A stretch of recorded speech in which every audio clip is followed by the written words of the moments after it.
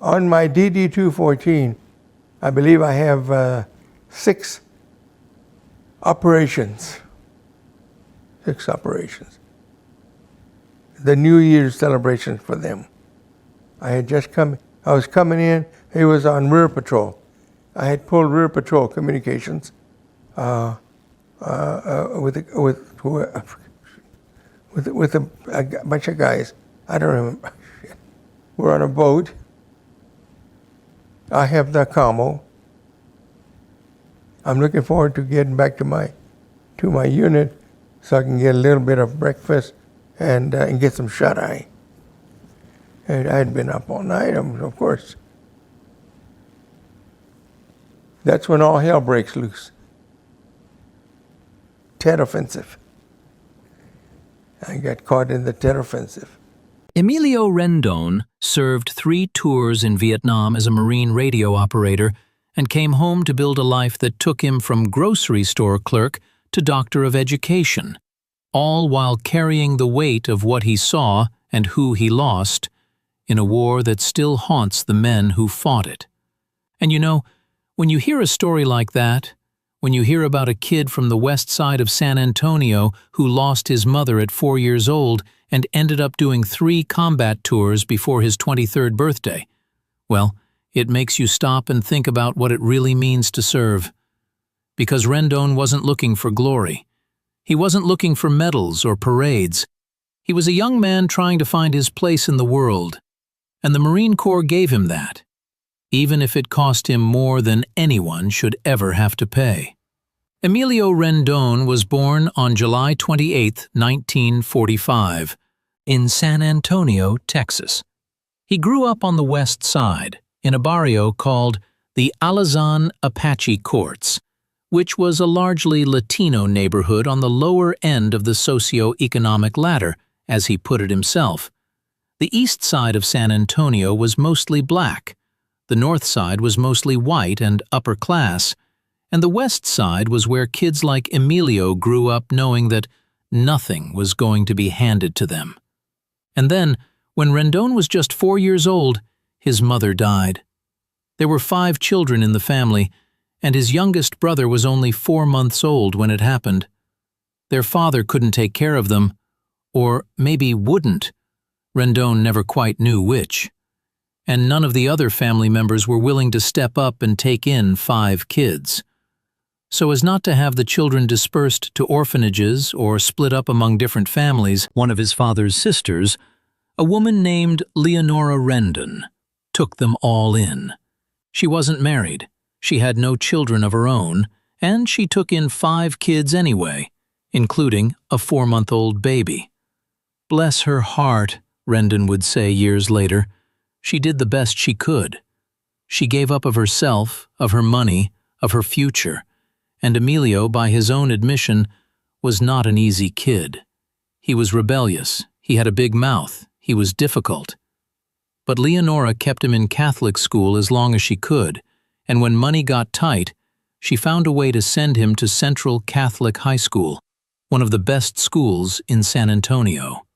That kind of sacrifice, that kind of love from someone who didn't have to give it, stayed with Rendon his whole life.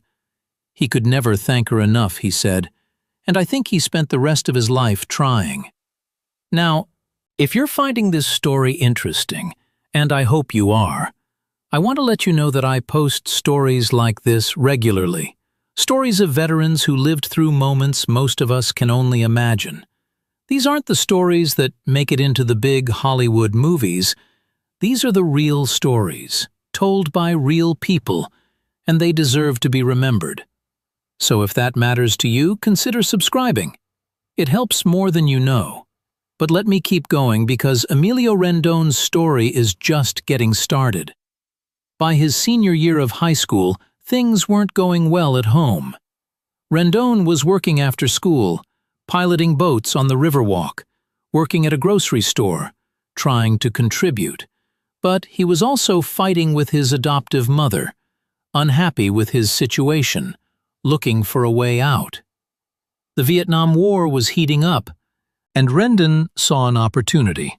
His older brother had joined the Marine Corps during the Cuban Missile Crisis in 1962, and their mother had bragged about him constantly.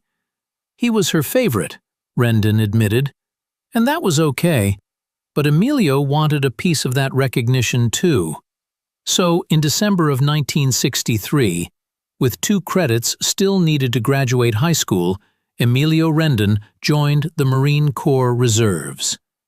He finished his senior year while attending monthly drills, and when the school year ended in 1964, he was activated and sent to Marine Corps Recruit Depot San Diego for boot camp.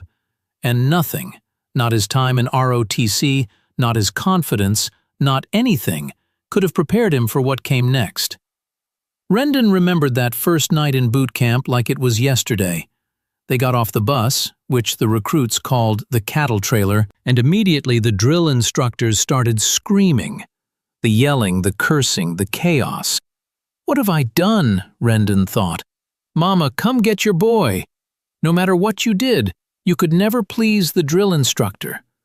The next day they were assigned to their platoons, and the training began in earnest. One drill instructor in particular stood out in Rendon's memory.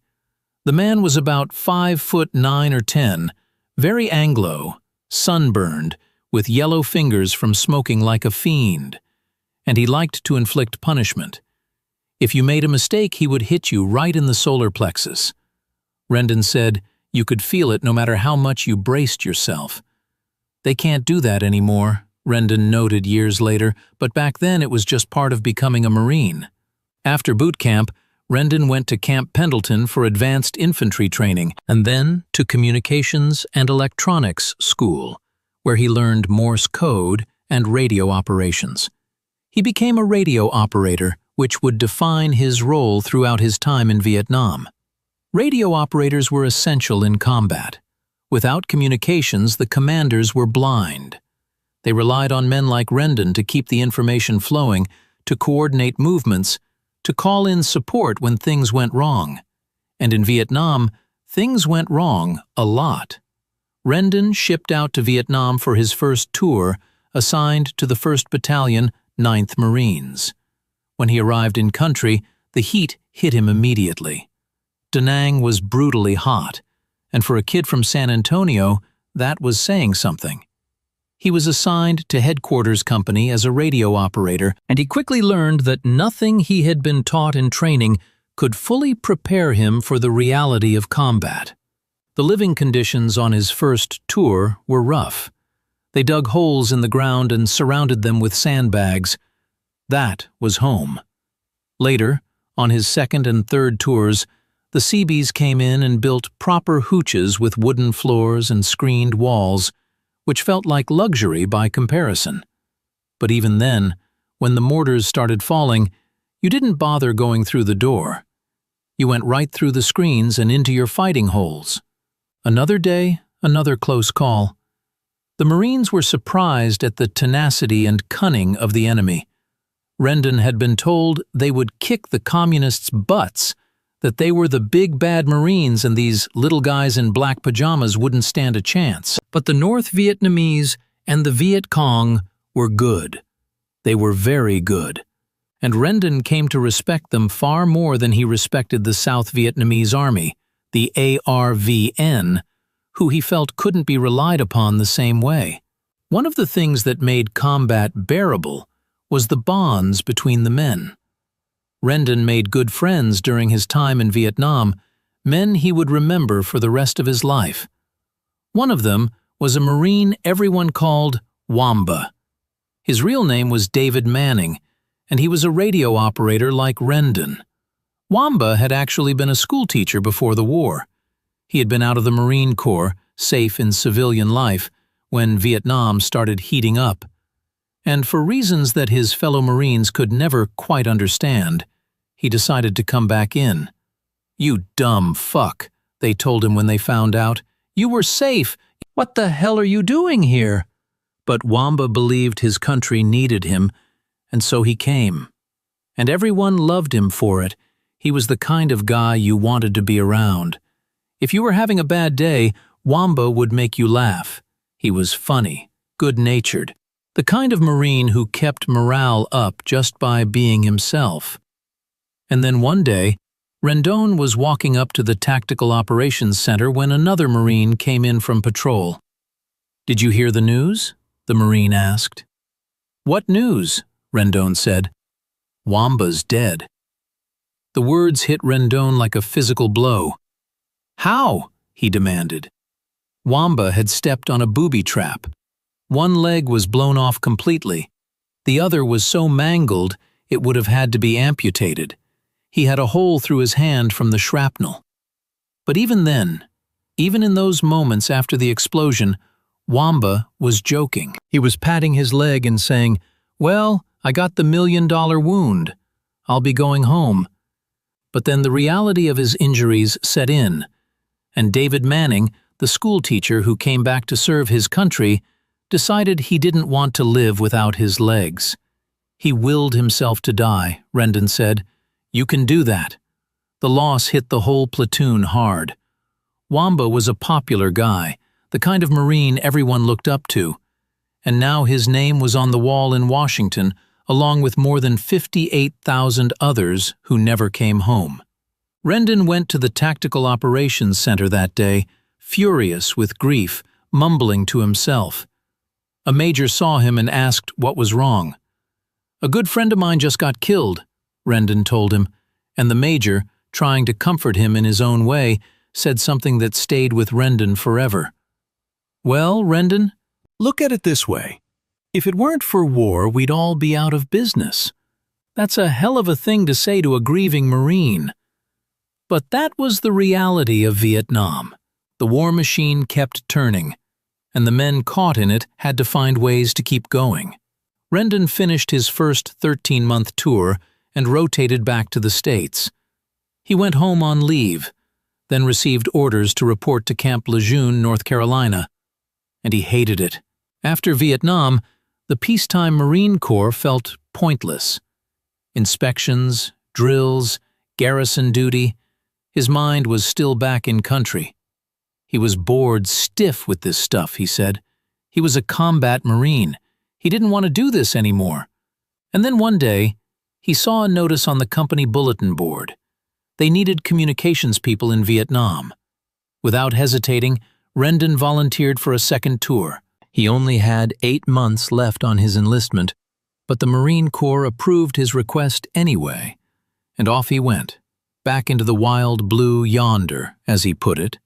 By his second tour, Rendon had picked up corporal stripes. He was more experienced now, more seasoned, and the war was intensifying. The enemy was getting bolder, the casualties were mounting, and the optimistic assessments from the higher-ups were starting to ring hollow. "We're almost there," the generals kept saying. "Just a little bit more. We've got them on the run." But the men on the ground knew better. They could see the truth in every firefight, every ambush, every friend they lost. After his second tour, Rendon found himself back at Camp Lejeune again. And once again, he couldn't stand it. "This is boring," he thought. "I'm a combat Marine." So he volunteered for a third tour. 3 tours in Vietnam. Most men were desperate to get through one. And here was Emilio Rendon, signing up for his third. His friends thought he was crazy. Maybe he was, but something in him needed to be there, needed to be with his men, needed to see the thing through. On his third tour, Rendon picked up sergeant stripes. He was an E5 now, responsible for assigning patrols, making up duty rosters, ensuring the weapons were clean and the men were ready. The troops liked him and respected him, for the most part. Not everyone, of course, but that was okay. Leadership meant pissing off some people. That was just part of the job. If this story is connecting with you, if you're feeling what I'm feeling as I tell it, then I hope you'll stick around. These stories matter. The men who lived them deserve to be remembered. And the only way that happens is if we keep telling their stories, keep sharing them, keep making sure the next generation knows what was sacrificed.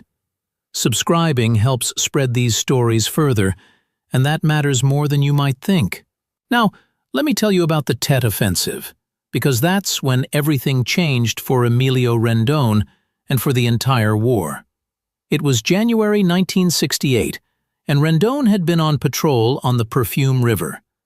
He was providing communications for a river patrol, and he was exhausted. He had been up all night, and he was looking forward to getting back to his unit, getting some breakfast, getting some shut-eye. The patrol was almost over, and then all hell broke loose. The Tet Offensive caught everyone by surprise. The North Vietnamese and Viet Cong launched coordinated attacks across South Vietnam during the Tet holiday, a time when a ceasefire was supposed to be in effect. Cities that had been considered safe were suddenly under siege, and Rendon found himself stuck in the middle of it, the only Marine with a working radio. The PRC-25 radio he carried, the one the men called the Prick 25, was suddenly the most important piece of equipment in the area.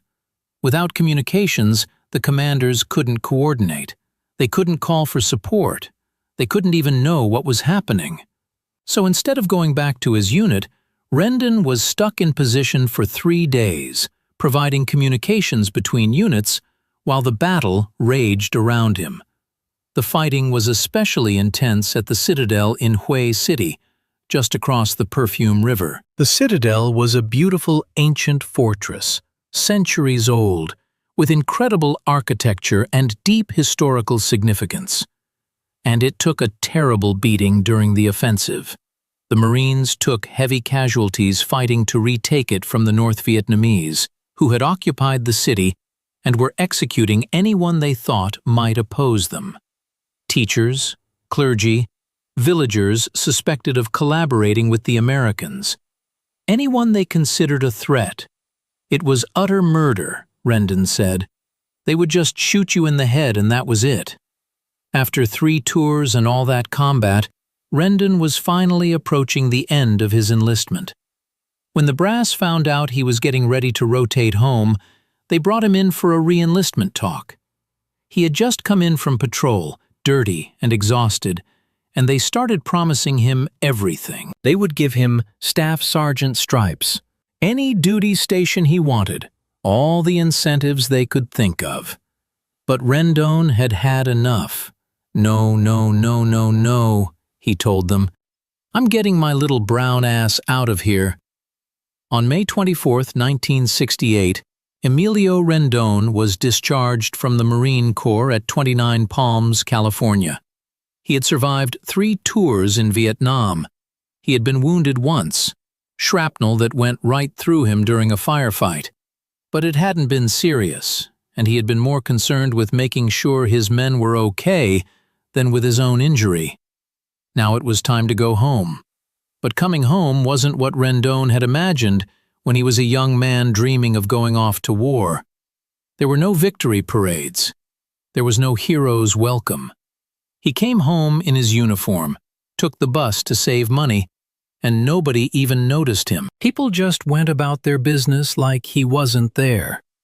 It wasn't as bad as some places where returning veterans were spit on or had things thrown at them, but nobody greeted him either. And the hardest question was waiting for him when he got back to San Antonio. What now? What skills did he have? How was he going to make a living? Rendon tried a janitor's job at Fort Sam Houston, a civil service position. He lasted about 7 or 8 days before he quit. This isn't for me, he thought. Then he went to work for Sears, selling vacuum cleaners and sewing machines.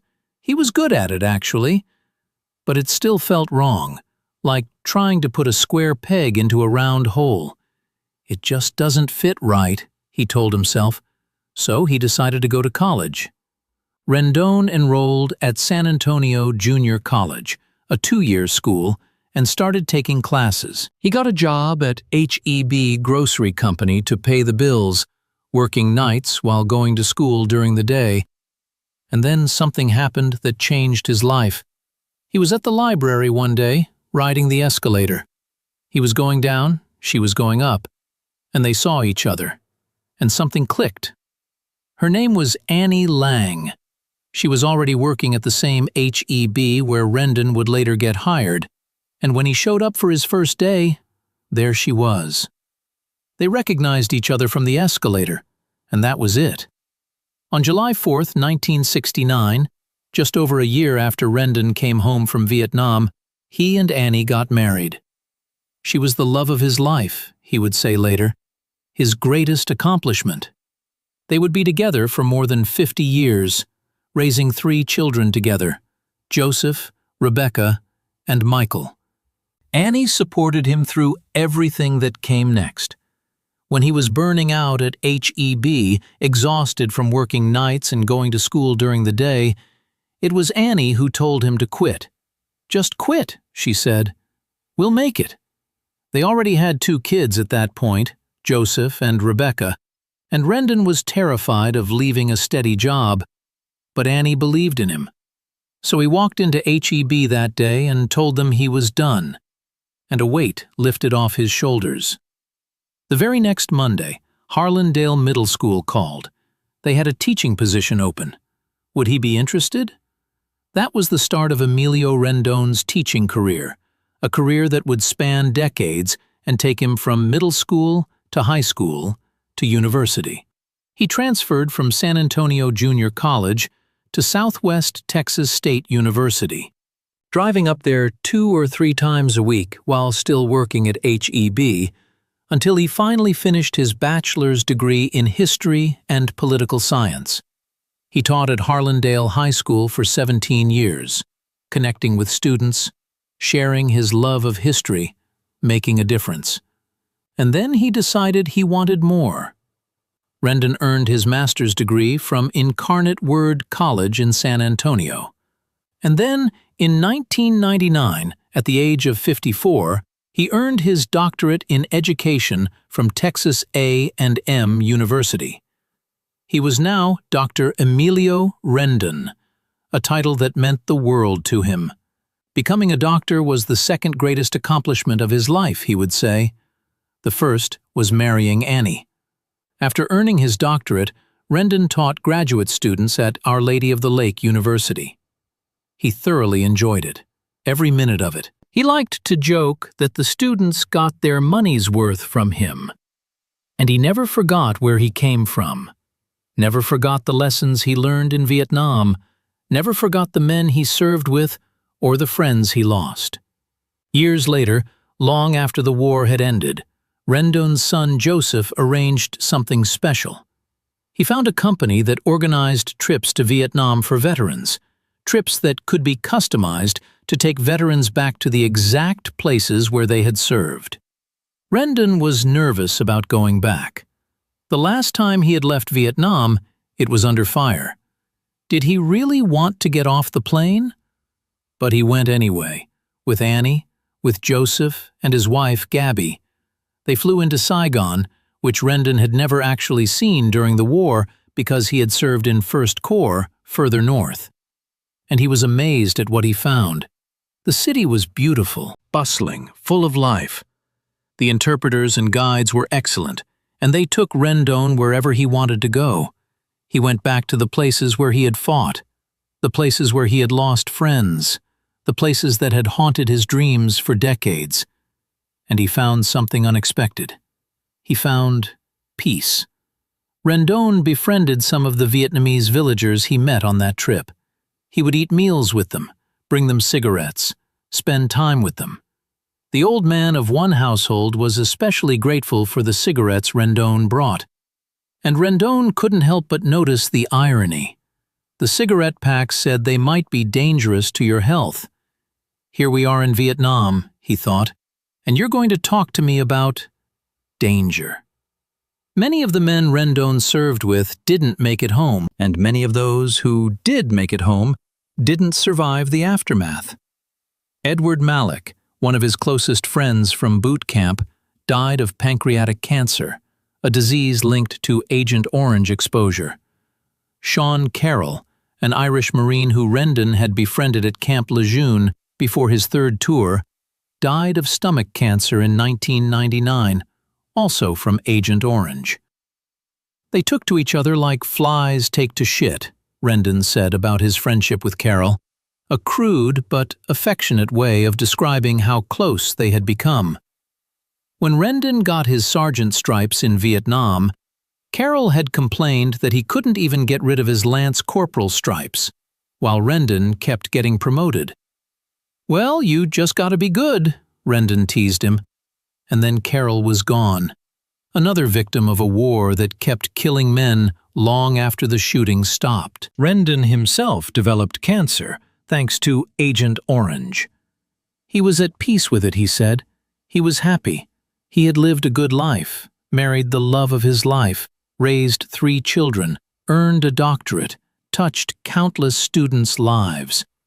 But he never stopped thinking about the men who didn't get that chance, the men whose names were on the wall in Washington, the men like Wamba, who chose death rather than life without their legs. Before I wrap up, I want to take a moment to thank you for being here, for listening to this story all the way through. Emilio Rendon's story deserves to be remembered, and by listening, by sharing, by subscribing, you're helping make sure it is. These stories matter. They're how we honor the men and women who served. So thank you. In his later years, Rendon had strong feelings about war and about what America should ask of its young people before sending them to fight. Be careful when your country is going to war, he warned. Ask yourself, is it really our fight? And when do we know when the job is done? How are we going to take care of our wounded? You can't undo the past. You can't make a veteran grow back missing limbs. But what can you do to help? These questions haunted Rendon, especially as he watched new wars unfold in Iraq and Afghanistan. Very few wars are really worthwhile, he said. Vietnam wasn't worth it, Iraq wasn't worth it, and the men who fought those wars, who sacrificed their bodies and their minds and their futures, they didn't make the war, but they're the ones who paid for it. Rendon recommended that everyone read Eisenhower's farewell speech, the one warning about the military-industrial complex. He recommended All Quiet on the Western Front by Erich Maria Remarque, especially the scene where a young German soldier tries to comfort the French soldier he has just stabbed, telling him that in another time or another place, they could have been friends. And he recommended a book called Waiting for an Army to Die, about the Vietnam veterans slowly dying from Agent Orange exposure while the government dragged its feet on acknowledging the connection. "We didn't make the war," Rendon said. "We did not make the war. But often we're blamed for it, blamed for the cost of taking care of us." Dr. Emilio Rendon passed away peacefully at his home in Harper, Texas, on April 23, 2024. He was 78 years old. He was surrounded by his loving family, Annie, his wife of 55 years, his son Joseph and daughter-in-law Gabby, his daughter Rebecca. He was preceded in death by his youngest son Michael, and the chance to see Michael again brought him joy in his final days. The viewing and rosary were held at St. Anthony's Catholic Church in Harper, and the Mass and burial followed the next day. A Marine to the end, a teacher, a husband, a father, a doctor, a man who never forgot where he came from or what it cost to get there. Emilio Rendon loved the music of the 1960s, the Supremes, the Temptations, the Four Tops, Marvin Gaye. Music you could dance to, he said. He was stuck in the 60s and he was fine with that. He hoped to reconnect with some of the men he served with at Marine reunions, but the last time he went, none of the guys from his unit were there. They had all changed too much to recognize each other anyway, he figured. Just a little bit, he joked. Just a little. Here's what I want you to take away from Emilio Rendon's story. He was a kid from the west side of San Antonio who lost his mother at 4 years old and was raised by an aunt who didn't have to take him in but did anyway. He joined the Marines looking for purpose and respect, and he found both, along with horrors that would stay with him for the rest of his life. He served 3 tours in a war that his country later decided wasn't worth fighting, and he lost friends whose names are carved in black granite in Washington. He came home to no parades, no recognition, just the quiet question of what to do next. And he built a life. He found Annie on an escalator. He became a teacher, then a master, then a doctor. He raised children and grandchildren. He went back to Vietnam and found peace. And when the cancer came for him, the cancer from the chemicals his own government sprayed on the jungles where he fought, he faced it with the same steadiness he had shown his whole life. "I'm at peace with myself," he said. "I'm happy." Dr. Emilio Rendon, United States Marine Corps, 3 tours in Vietnam, radio operator, sergeant, teacher, husband, father, grandfather. A man who never stopped asking the hard questions, never stopped caring about the men and women who serve, never stopped believing that stories like his deserve to be told. Thank you for listening, and thank you for helping me honor the men and women who gave so much.